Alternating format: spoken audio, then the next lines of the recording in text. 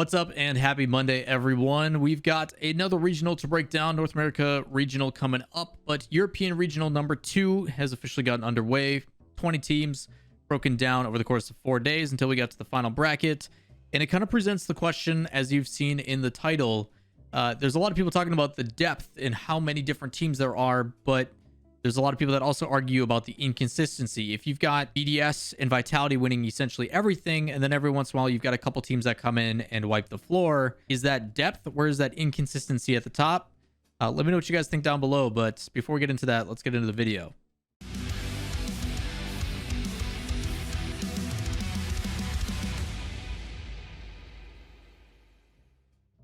How's it going, everybody? Lawler here, your inside source for all things Rocket League. We've got a recap of the European Regional number 2 for the spring split, getting down 20 teams, as I mentioned. We're going to rifle through the groups pretty quick so we can get into the meat and potatoes of the knockout gauntlet and the playoffs. There has been a lot of arguments about not liking single elimination brackets, which I will always advocate for. I personally hate double elimination for a lot of different reasons. Maybe I can do a video on that in the future if you guys would like it. Also, why is it so bright in here all of a sudden?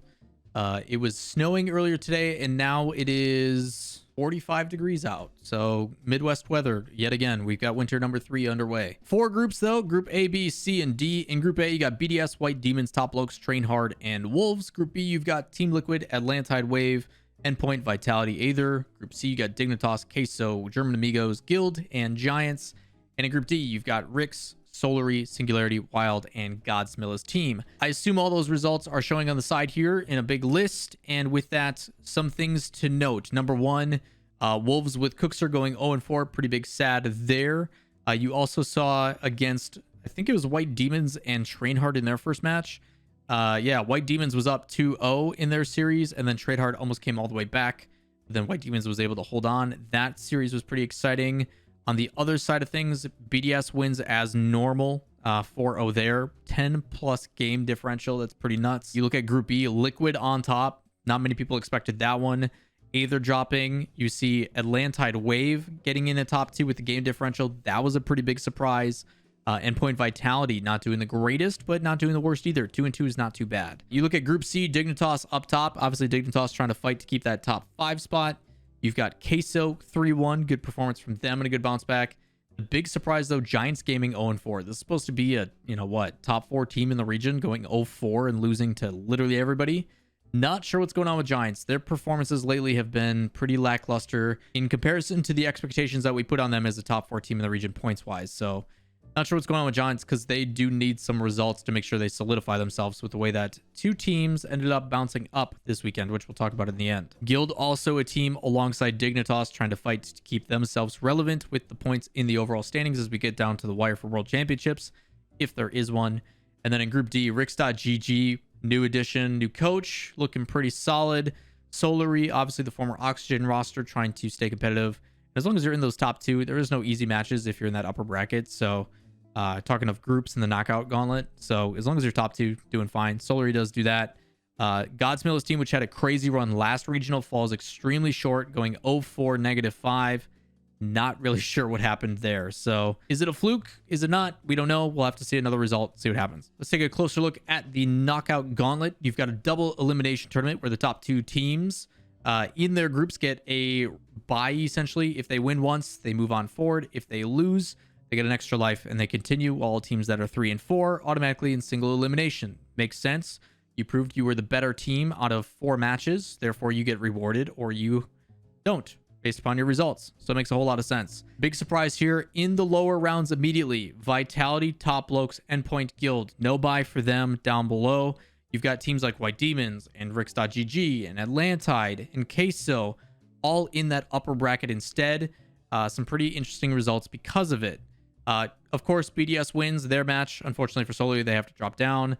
Team Liquid over Queso. Pretty big surprise here, especially with what Queso does later on in the tournament. Spoiler alert, they do end up qualifying over Trainhard in the lowers. But Team Liquid 3-0. Offense was incredible. The stats that were behind it, myself and Pittsburgh Knights coach, while we were talking yesterday, mentioned that like stats wise that he was seeing, like they're averaging like 4 goals a game and stuff. Pretty impeccable when it comes to the results. But their defense still tends to plague them. Dignitas loses to Atlantide Wave. Didn't know why that happened. That was pretty surprising. Atlantide Wave played very well this past weekend. And then Rix.GG over White Demons. White Demons, another team that very chaotic play style, likes to mix it up, and overall, like, they have some hit and miss moments, but tend to be pretty competitive. So for Rix to win that, Rix.GG trending in a really good direction. In the lowers, I talked about a majority of them. I would say Singularity continues to be Singularity. Sometimes they look really, really good. Sometimes you don't know what to expect. And in this case, they lose to Train Hard. Vitality over German Amigos. That does go to 5, so no surprise that Vitality wins, but biggest surprise that they didn't win more convincingly. Top looks 3 over Wild, as expected. And then Endpoint Guild. That's a coin flip to me. Sometimes Endpoint looks really, really good. Sometimes Guild looks really good. Who's going to win? Depends on the day. Guild ends up winning. Guild then does lose in 5 to White Demons, and that series I hear was like pure and utter chaos. 3 OTs. You have Guild go up 2-0, and then they get reverse swept. So that was a big nail biter for White Demons to progress through. Dignitas and Top Lokes, one of those teams being eliminated either way. Big defeat for Dignitas as they need points to remain in that kind of top 5 area. They do get knocked out by Top Lokes. So Solary over Vitality, pretty exciting as well. There was a lot of really, really good matches in that double elimination. And there was a lot of arguments about people who don't like the single elimination. Let's talk about why. If we look into the playoffs and we look at the quarterfinals, you've got BDS Top Lokes, Rix, Queso, Team Liquid White Demons, Atlantide Wave, and Solary. There's a lot of people that get frustrated because there is a team like BDS who does not drop a single game. They go 4-0 in groups. They 1-0 in their match for the knockout stage, but then they get into the quarterfinals and they lose to Top Lokes, which means they have played officially now 6 series and gone 5-1 and are knocked out. And the difficulty is people don't like the single elimination for that reason. But the thing people need to understand is that Team BDS gave themselves the opportunity to put themselves as the #1 seed and put themselves in a really good position. And all these extra lives are still available to them if they would have lost to Solary, if they didn't perform as well in groups, if they didn't do these things.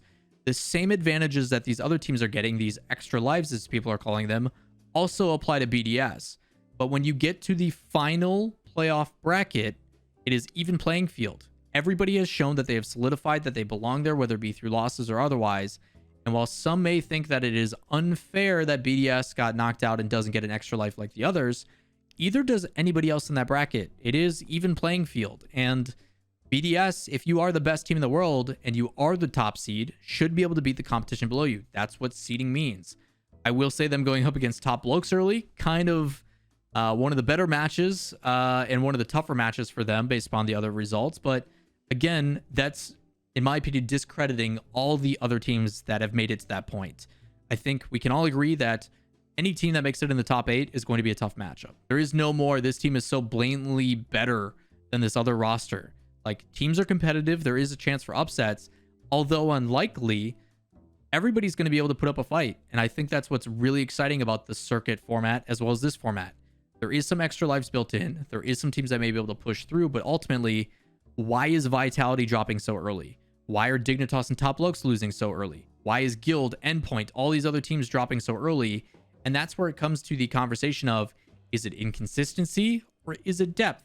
I don't know. I personally am probably on the side of inconsistency, but at the same time, I look at the way some of these teams play, and I'll get into this later in the playoffs. There's definitely some sloppy play. There's some misses, there's some whiffs, there's some things that aren't as clean as you come to expect when you see like a BDS Vitality Grand Final. There is definitely some room for improvement, and that could be the mental side. That could be the fact that these guys are playing really long days. I mean, 7 best of 7s with having to wait is a long day. It's a really long day. Top Lokes is a prime example. They beat BDS 4-1, look great. They sit for 3 hours waiting for the semifinal match, and then they look flat against Team Queso. Like, is that room for an argument? Team Queso also had to wait for 2 hours. So what's the concern here? What's the difference? What's the argument for or against? I'm curious on what your guys' thoughts are, because I do think it goes both ways. I think you can make arguments for inconsistency. I also think you can make arguments for depth. I think ultimately there is neutral playing, and again, for Psyonix's purpose, I think there is going to be a learning curve. This is a brand new format that they've never done before. It's going to take time to figure out what the ideal format is. I personally will always argue against a double elimination on day 3. I think it is not good to give a lower bracket team with momentum possible advantage with momentum. But at the same time, I love single elimination. That's my own bias showing. I do like single elimination because every single team has yet to lose on the day. Let's have the two people that are playing in the grand finals be teams that have yet to lose. Let's reward them for that. They both have momentum. They both have this. But then you do run into the complication of having to wait for those times, which is also why I like when they do it at the World Championship. There's a little bit of a break, a little bit of a pause. They try to add breaks in between to give people a cooldown phase. But again, nothing's perfect. No format is perfect. There will never be a perfect format. And everybody's going to have an opinion about what they think is ideal. That is fair. So as long as people are respectable in that and are willing to be open-minded about the concerns and have a open dialogue without just telling, hey, you suck, your opinion's wrong, we'll be fine. Anyway, moving along. Top Blokes beat BDS. Big surprise, exciting match. BDS was a little bit inaccurate at times. Top Blokes just looked really aggressive and played a really good series. I would drop down Queso and Rix.GG. Rix.GG, although trending in a good direction, I think it's outclassed a little bit here by the individual talent of Team Queso. VK Salen did a lot of things to bring them to that next level, whether it be challenges midfield, awkward touches to make things just complicated for the other team to get a read. And then Demensa also had some really good solo individual plays. So definitely a true team effort for Team Queso throughout the weekend, but Atomic probably my MVP if I had to pick one. The other side, you got Team Liquid versus White Demons. Team Liquid fizzled out pretty quickly after their performances from groups, as well as the double elimination gauntlet.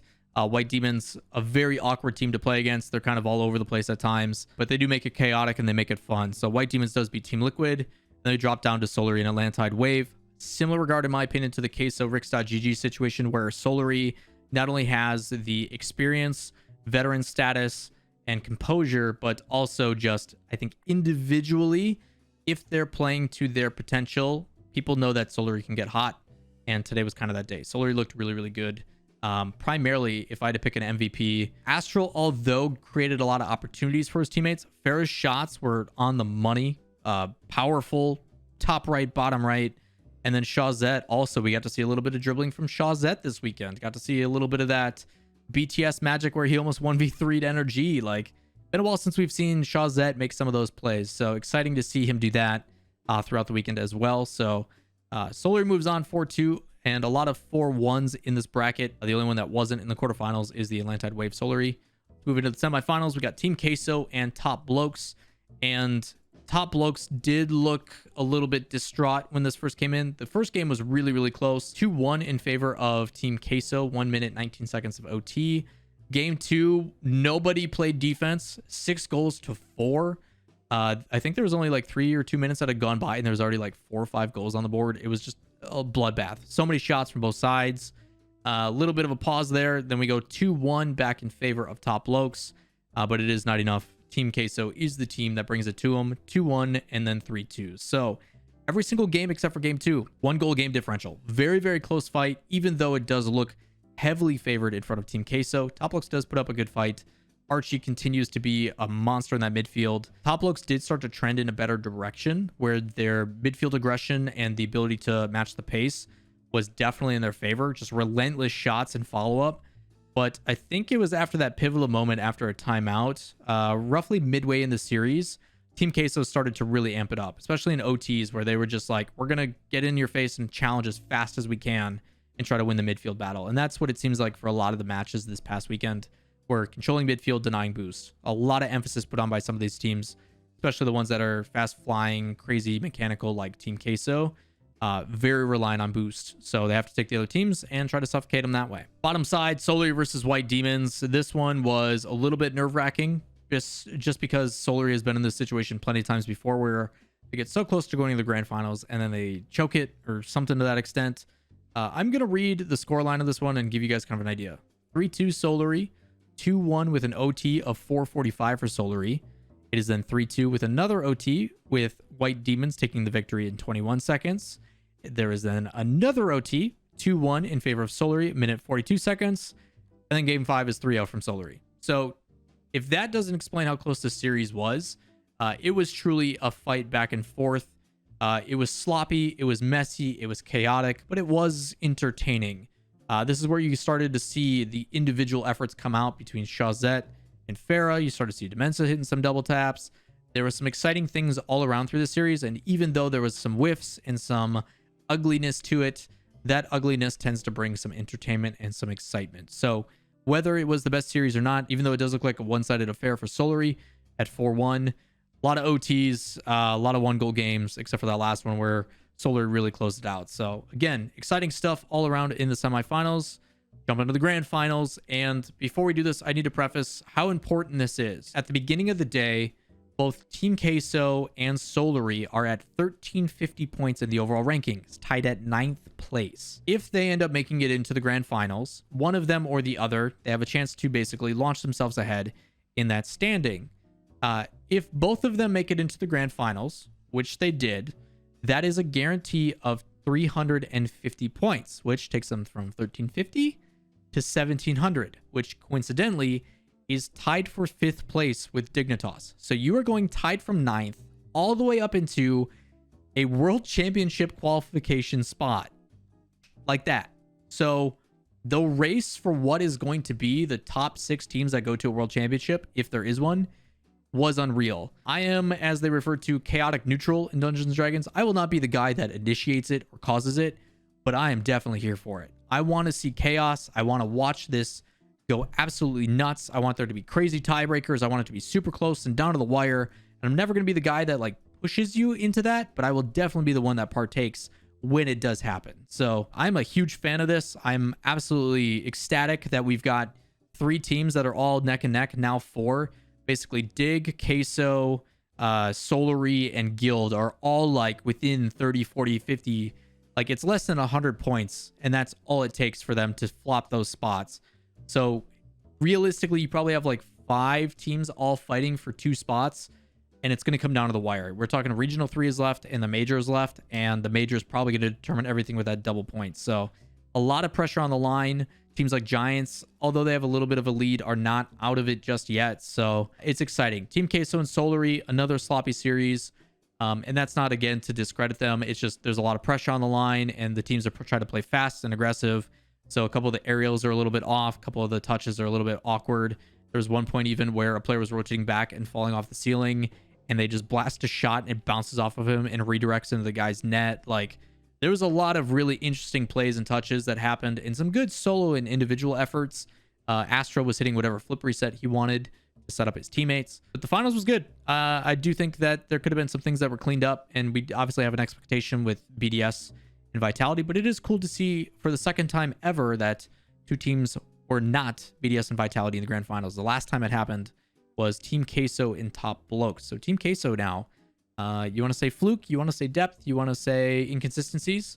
Team Queso has shown that they can do it too, now twice. So pretty exciting there. That is going to wrap it up for this recap. If you guys have any questions, comments, concerns, as always, drop those in the comments down below. Links to everything as well in the description, along with my social medias if you'd like to give those a follow.